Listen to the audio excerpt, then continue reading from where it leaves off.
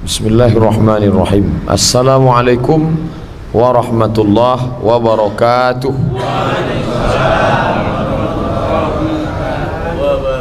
Alhamdulillahi rabbil alamin, wassalatu wassalamu ala ashrafil khalqi ajma'in, sayyidina wa maulana Muhammadin wa ala alihi wa sahbihi wa man da'a bida'watihi wastanna bisunnatihi ila yaumi liqa'i rabbih wa ba'du. Bapak-bapak, ibu-ibu, hadirin hadirat, alim ulama, cerdik pandai, tokoh masyarakat, yang besar tak dihimbau gelar, yang kecil tak dapat disebut nama, insyaallah kita semua hamba-hamba yang dimuliakan Allah Subhanahu wa taala. Amin ya rabbal alamin. Allah berfirman dalam Al-Qur'an, a'udzubillahi minasyaitonir rajim. Bismillahirrahmanirrahim. Idzas samaa'u fatarat. Ketika langit terbelah. Sekarang ini belum lagi terbelah, hanya bocor ozon sedikit. Yang lain mengatakan tak pula bocor, hanya menipis saja. Panasnya bukan main, disebut dengan global warming. Warm, panas. Warm water, air panas. Global warming, pemanasan global karena ozon menipis. Dalam Quran tak disebut ozon menipis. Idzas samaa'u fatarat, terbelah. Wa idzal kawakibun tasarat, planet-planet bertabrakan. La syamsu yanbaghi laha an tudrikal qamar, matahari tak mungkin berjumpa dengan bulan. Walal lailu sabiqun nahar, malam tak mungkin mendahului siang. Wa kullum fi falakin yasbahun, semua berjalan di garis edarnya masing-masing, tapi nanti dia mulai keluar dari garis edarnya. Wa idzal kawakibun tasarat, planet bertabrakan. Wa idzal biharu fujirat, lautan, pernah lautan ini meledak tahun 2004, disebut dengan tsunami di Aceh. Surut dia ke laut agak 1 jam, orang berlomba menangkap ikan. Begitu dia naik, ikan yang di atas itu turun, sama-sama yang tukang tangkap itu ditariknya ke bawah. Orang tak berpikir, tengok yang surut, oh ikan, rupanya dia naik menyapu, habis. Wa idzal biharu fujirat, lautan kami ledakkan, bercampur air laut dengan air tawar. Wa idzal quburu bu'sirat, semua yang dikubur kami bangkitkan hidup balik. Semua yang mati dimakan cacing tanah. Innal arda ta'kulu ibna Adam, tanah memakan anak cucu Adam. Illa azmaz zanab, kecuali azma tulang, zanab ekor, kecuali tulang ekor. Semua habis dimakan cacing tanah. Ada satu yang tak terkunyah cacing tanah, tulang ekor. Dokter-dokter sekarang tanyalah, Pak dokter, mana yang tak hancur? Tulang ekor. Andai ada orang mati ditelan 1000 ekor piranha di sungai Amazon, ada satu yang tak dikunyah ikan piranha, tulang ekor, semacam mikrochip kecil. Lalu itulah yang ditunjuk Allah Ta'ala, innama amruhu idza arada syai'an ayaqula lahu kun, bangkit hidup tegak. Di mana kita berlindung saat itu? Langit terbelah, planet bertabrakan, lautan diledakkan, tak ada tempat bernaung. Jangankan gedung, jangankan rumah, jangankan kendaraan. Wa takunul jibalu kal'ihnil manfush, bukit-bukit seperti bulu kambing yang ditiup angin. Lalu waktu itu kita bernaung di mana? Ini dia hadisnya. Kullu mri'in, setiap kamu akan bernaung tahta zilli sadaqatihi, bernaung di bawah naungan sedekah. Kullu mri'in, setiap orang, tahta, di bawah, zilli, naungan, bayang-bayang, sadaqatihi, sedekah, hatta yuqda bainan nas, sampai pengadilan ditegakkan. Berapa lama kita berada di bawah panas terik itu? selama orang mencari-cari siapa yang bisa menolong, memberi syafaat. Adam, tolonglah engkau menghadap Allah, kami sudah tak tahan panas tegak lama. Kata Adam, aku tak sanggup menghadap Allah. Dulu kata Allah, la taqrabah hadhihi syajarah, jangan kau dekati pohon ini, fatakuna minaz zalimin, kalau kau dekati nanti kau jadi orang zalim. Bukan ku dekati, malah ku makan buahku. Aku tak berani menghadap Allah. Nuh, tolonglah menghadap Allah supaya ditegakkan pengadilan, kami sudah tak tanggup tegak. Apa kata Nuh alaihissalam? Aku tak berani, malu menghadap Allah. Dulu anakku naik ke atas bukit namanya Kan'an, ku ajak dia naik. Ya bunayya arkab ma'ana, hai Ananda, ayolah naik. Sa'awi ila jabalin ya'simuni minal ma', aku tak perlu naik sampan ayah, aku bisa naik ke atas bukit. Ya'simuni minal ma', aku selamat dari air. Ketika anakku itu akan tenggelam, aku lancang, ku minta doa kepada Allah. Ya Rabbi, ya Allah, inna ibni min ahli, anakku itu ya Allah. Lalu Allah menjawab, innahu laysa min ahlik, itu bukan anakmu. Innahu amalun ghairu salih, dia tak beriman. Malu aku mau meminta kepada Allah, karena anakku yang kafir itu pernah ku mintakan. Kurang adabku kepada Allah subhanahu wa ta'ala. Mintalah kepada yang lain. Musa, tolonglah menghadap kepada Allah supaya selesai pengadilan ini, kami tak tahan tegak lama. Kata Musa, aku tak berani menghadap kepada Allah, aku malu. Bani Israel yang kubawa, aku seberangkan Laut Merah, kupukulkan Laut Merah itu Qattaudil azim, sisi kanan kirinya seperti bukit yang besar.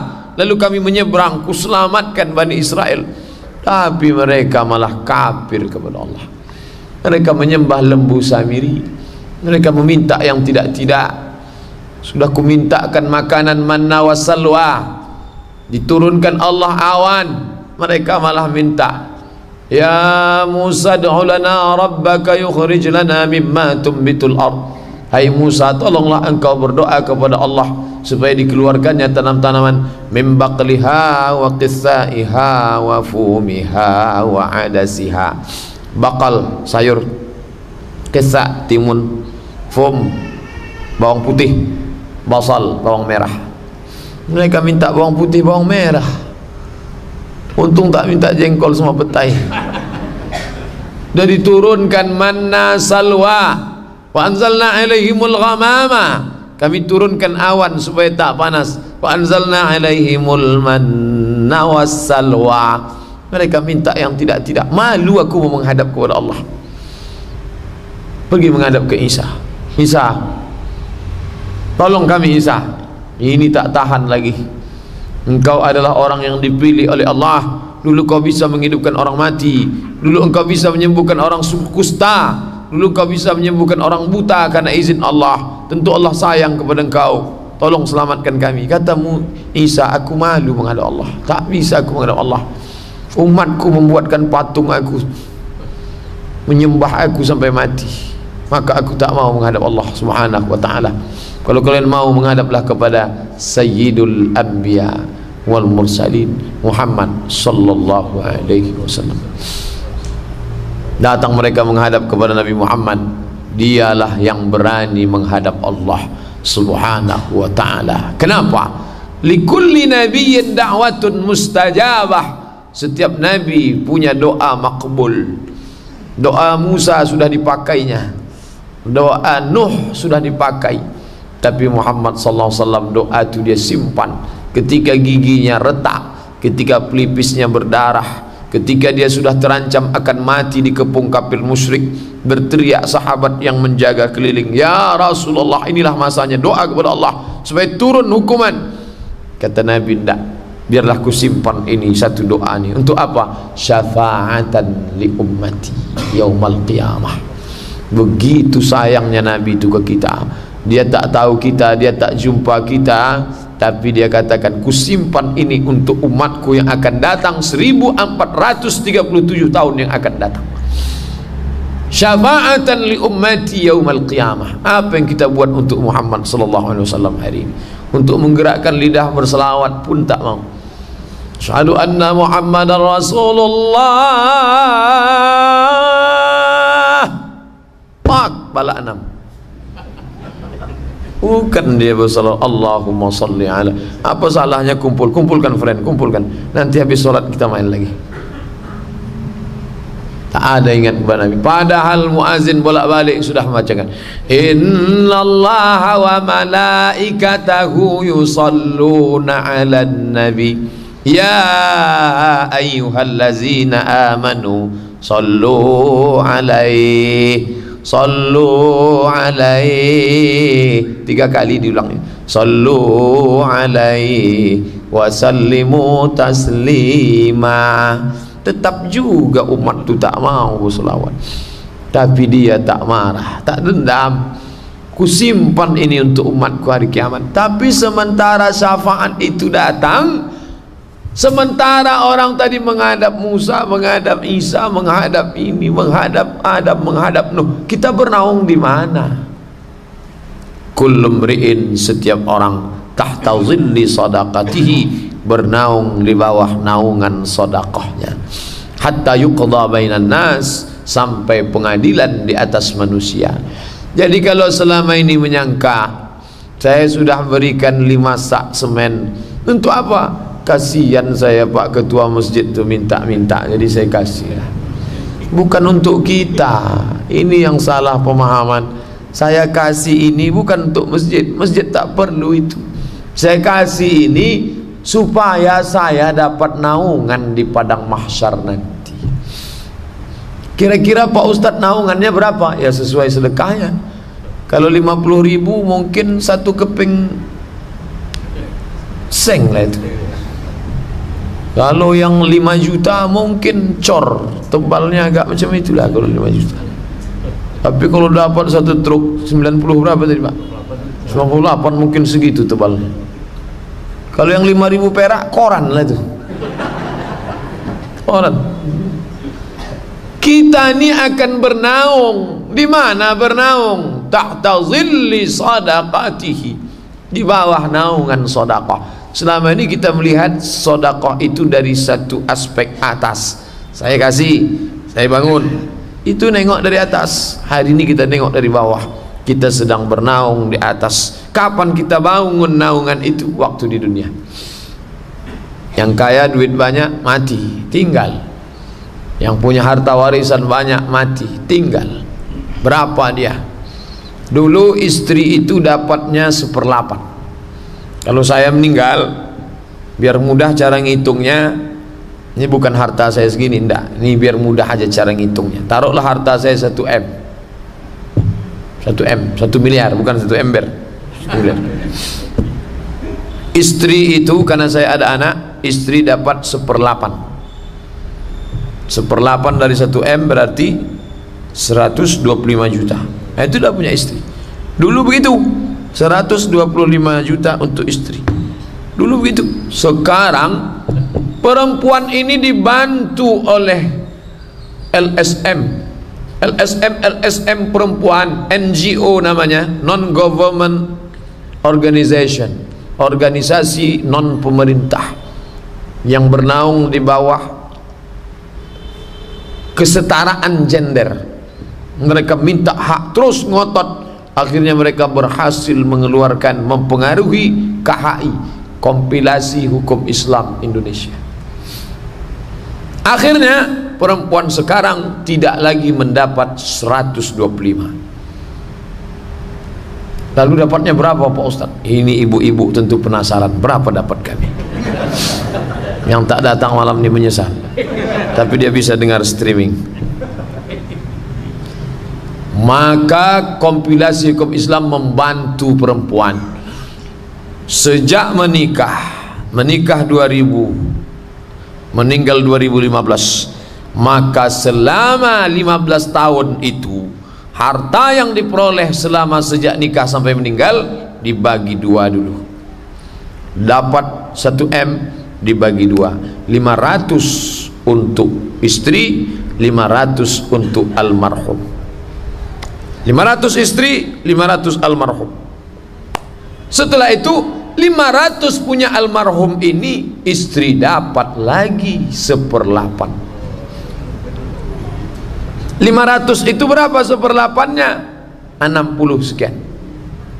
Maka istri sekarang mendapat 560. Bayangkan itu berapa kali lipat dia mendapat. Dulu cuma 125, sekarang meningkat 400%. 560 dia dapat. Sisa 440 kemana perginya? Kalau emaknya hidup dapat 1/3, 1/6 kalau ada anak. Sisanya lidzakari mithlu azil unsayain, anak laki-laki dapat 2 kali bagian anak perempuan. Itu urusan anak. Yang jelas istri dapat 560. Kemana duit itu dia buat? Kalau dia selalu pengajian, datang dia ke masjid Raudhatus Shalihin meneteskan air mata. Tak sanggup saya belanjakan duit ini, Pak pengurus masjid, nih saya serahkan, karena ini pencarian suami saya ambil jatah asli saya 125, sisanya nih lanjutkanlah untuk tiang sama atap. Tapi kalau dia tak mengaji, di tangan 560, jelas-jelas dia ke salon duluan, dikasihnya DP 60. Muka saya ini coba buat macam artis. Ibu mau artis apa? Joda Akbar. Masuk 60, masih ada 500 lagi. 500 ini kemana? Dapatnya lah berondong. Saya bukan mau menghasut bapak anda, tapi yang punya harta 1M pikirlah baik-baik. 560 untuk dia, Pak. Tapi jangan gara-gara ini balik berkelahi nanti, jangan. Begitu balik besok pagi bapak tuh, Bapak mau minum apa? Bisa aku buat sendiri, usah kau tanya-tanya. Rupanya kau baik selama ini karena dapat jatah 560 rupanya. Jangan, bukan itu maksud saya. Bahwa dia sudah ditolong negara gara-gara kompilasi hukum Islam itu, apa boleh buat? Bagaimana kalau nanti ahli waris membagi dia cuma 125? Hasil rapat kumpul, istri, menurut hukum Islam kalian cuma dapat 1/8 karena ada anak, nih 125. Dia mengangguk, ya, tapi dia ingat pengajian kemarin, jatahku 560. 125, 560, ada 400 sekian lagi. Menuntut dia ke pengadilan. Alamatnya Jalan Arifin Ahmad, belakang Al-Azhar Sifabudi. Saya kasih tahu jatahnya, saya kasih tahu alamatnya. Diam-diam dia menuntut, tetap dapat dia. Apa maknanya? Sayang kepada istri boleh, tapi kalau tidaklah dari sekarang kita serahkan ini, kita tak dapat apa-apa. Suami yang pergi pagi pulang petang, peras keringat, banting tulang, kaki jadi kepala, kepala jadi kaki, ternyata hanya untuk membiayai anak orang lain. Berapa banyak orang yang mencari rezeki tapi bukan dia menikmatinya. Siapa menikmatinya? Orang lain. Khususnya kalau dia tak mengaji. Tak kemana-mana lah duit kita itu, Bapak Ibu yang dimuliakan Allah. Tapi yang pernah dia berikan, masjid, itulah yang menolong dia di hadapan Allah subhanahu wa ta'ala. 560 diambil istri. Kalau ada maknya, maknya dapat berapa? Dapatlah 1/6.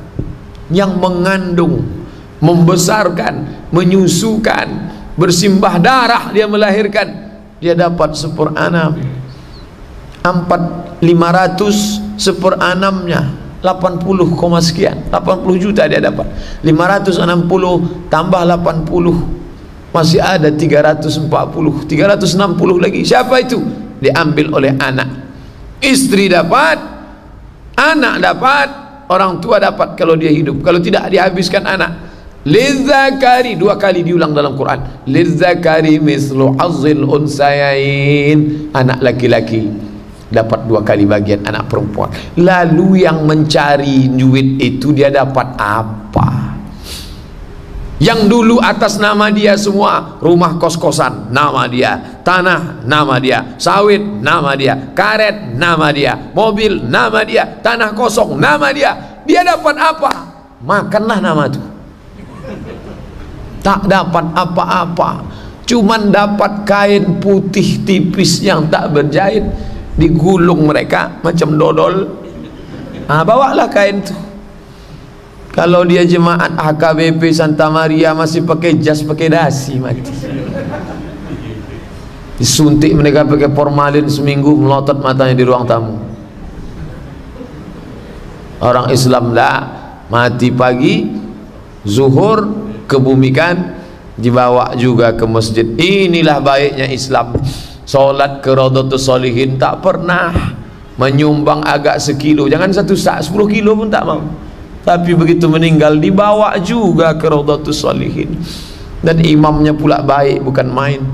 Orang-orang yang tak pernah sholat ke Raudhatus Shalihin, yang tak pernah nyumbang, kalaupun mau dibawa cocoknya diletakkan di mana? Ini di atas coran ini. Tapi karena pengurus baik, di mana jenazahnya diletakkan? Diletakkan di depan imam.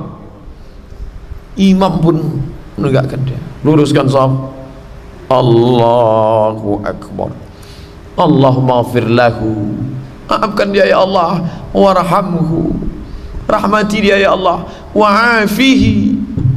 Selesai itu didoakan pula Al-Fatihah, Qul huwallahu wal falaq wal nas, zikir. Selesai itu ketua suatu sambutan. Jenazah ini walaupun tak pernah datang ke masjid ini, tapi tetap kita doakan. Kita sedih kehilangan dia, sedih kita kehilangan dia, kata pengurus. Menetes air mata pengurus. Jamaah yang lain heran, kenapa bapak ini sedih padahal dia tak pernah datang? Rupanya sedih karena tak nyumbang membantu tiang. Sedih kami melepas dia. Tapi bapak ibu semua, perlu kita persaksikan jenazah ni. Apakah jenazah ni baik? Semua mengatakan baik. Kalaulah ada saya di situ, baik dia. Tidak, tak pernah dia ngasih agak semen sebatang pun tidak. Tak baik dia. Kebaikan orang Islam inilah yang banyak disalahgunakan. Kalau di tempat lain mereka langsung potong 1/10. 1/10. Bapak yang punya kawan sekantor tanya, berapa kalian dipotong? 1/10. Berapa itu 1/10? 10%. Kalau pendapatan dia 3 juta, 300.000. Kalau pendapatan dia 10 juta, 1 juta. Itu dia store. Kalau dia tak mau store, di Itali orang kalau sudah tulis nama, was born, tempat tanggal lahir, IC, ID card, kartu tanda pengenal, kalau sudah ditulis agama di situ, Roman Katolik, potong otomatis 10%. Makanya ID tidak menuliskan agama di ID card, di IC, di kartu identitas, tidak menuliskan agama. Itu kronologis ceritanya kenapa muncul ide menghapus agama dari kartu, supaya tidak potong 1/10. Itu asal usul ceritanya, itu dari Itali. Karena mereka itu kalau sudah buat agama, otomatis dari bank rekening masuk. Makanya tak ada mereka kotak, tak ada mereka sambil nyanyi tiba-tiba lewat kotak. Lewat kotak parade pertama, wow. Nanti khutbah kedua lewat lagi, dipukulkan ke lutut agak 3 kali barulah keluar. Sekali 2.000, 3 kali 6.000 perak keluar. Tak terjadi itu pada agama lain. Dalam Islam kenapa? Karena kita tidak ada sistem potong atas itu. Mau sedekah, sedekahlah. Mau bayar, bayarlah. Mau tak mau tak apa-apa. Nanti disolatkan orang juga, didoakan orang juga. Kebaikan Islam ini disalahgunakan, tapi kita tidak memikirkan orang lain ke kita. Itu tak usah kita pikirkan. Malam ini yang kita pikirkan, apa yang bekal kita bawa menghadap Allah. Sementara yang kita tinggalkan untuk istri kita sampai 560, yang kita tinggalkan untuk anak kita sampai 360, Yang kita tinggalkan, oke lah kalau orang tua dapat dia 80 masih masuk akal. Ini yang 2 orang ini kalau tak dididik dengan baik, habislah dia. Yang selalu mengaji, alhamdulillah, datang dia ke masjid, diberikannya. Ibu sudah bayarkan? Alhamdulillah Pak Ustadz sudah. Berapa dapat ibu? Sesuai pengajian Pak Ustadz kemarin 560. Bersih bu, bersih Pak Ustadz. Itulah maka cerah wajahnya. Udah ibu bagi ke masjid Raudhatus Sholihin? Udah Pak Ustadz, alhamdulillah. Berapa? Saya beli 3 sak. 560 dapat dia 3 sak lah dia kasih. La ilaha illallah. Kenapa sikit? Betul, masih lumayan Pak Ustadz daripada tidak sama sekali. Ke situ pula dia menengok perbandingannya. Bapak Ibu yang dimuliakan Allah Subhanahu wa taala, segala keinginan hawa nafsu, ingin ini, ingin itu, ingin ini, kalau dipeturutkan tak ada. Itu 560 sedikit. Kenapa? Ingin punya rumah 400, ingin punya kendaraan mobil baru 200, 400, 200 sudah 600. Malah kalau diminta bagilah, saya aja masih hutang 60 kata dia. Saya masih hutang 40 kata dia. Tapi kemarin baru dapat 560. Habis sudah Pak Ustaz. Kenapa? Hawa nafsu dipeturutkan, tak ada batasnya, tak pernah kenyang. Banyak 560 itu tak banyak. Kenapa? Kebutuhan jauh lebih besar. Dulu orang menyangka kualitas pendidikan Indonesia itu rendah gara-gara guru gajinya terlalu murah. Sampai-sampai disebut lagu Umar Bakri, gaji guru hanya cukup untuk beli tahu, kata Iwan Fals. Mengikuti juga Ustaz lagu ini, tak sengaja terdengar masuk ke telinga. Dulu katanya begitu. Ini guru-guru ini menderita Pak Ustaz.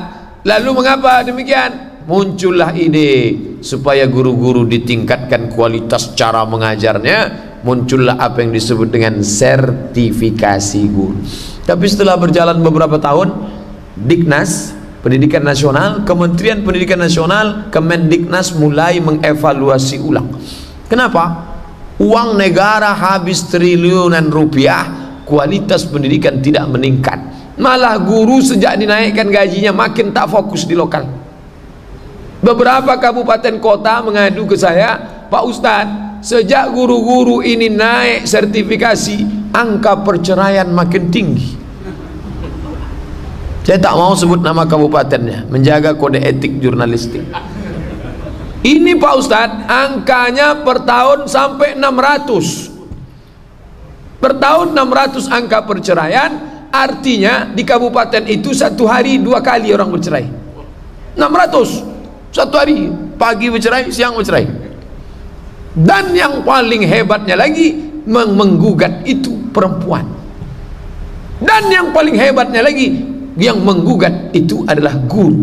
Loh, kenapa perempuan sejak jadi guru makin nekat menggugat? Jawabannya sederhana, karena sekarang dia sudah punya uang banyak. Dulu kalau suaminya mengancam, kau jangan macam-macam, nanti kalau aku ceraikan makan apa? Janganlah bang, sekarang abang kalau mau cerai, ceraikan aja, ini gaji aku banyak. Merasa sudah mandiri, merasa sudah hebat. Dulu gajinya 2,5 juta, dia khusuk mengajar di kelas. Kenapa? Karena dia ngisi bensin cuman 20.000. 20.000 Yamaha Mio sampai. Sekarang sejak gajinya 7,5 juta, dia tidak lagi fokus. Kenapa? Karena isi bensinnya 300.000. Dia sudah mulai punya Innova baru. Kalau dipencetnya klaksonnya kredit. Pikirannya tak fokus lagi. Semakin tinggi pendapatan, semakin tinggi keperluan, semakin banyak hajat, semakin banyak keinginan bercabang-cabang. Jadi nampaklah di situ pesan Islam, bukan kualitas pendapatannya yang ditingkatkan. Saya setuju dengan peningkatan itu, tapi ada lain yang mesti ditingkatkan. Apa itu? Qanaah, merasa bersyukur dengan pemberian Allah. Sedikit itu ditambah pemerintah, bagus, tapi guru juga perlu. Ini baru satu aspek guru. Bagaimana dengan aspek yang lain? Kenapa itu yang Ustadz bicarakan? Itu maklumat yang sampai ke telinga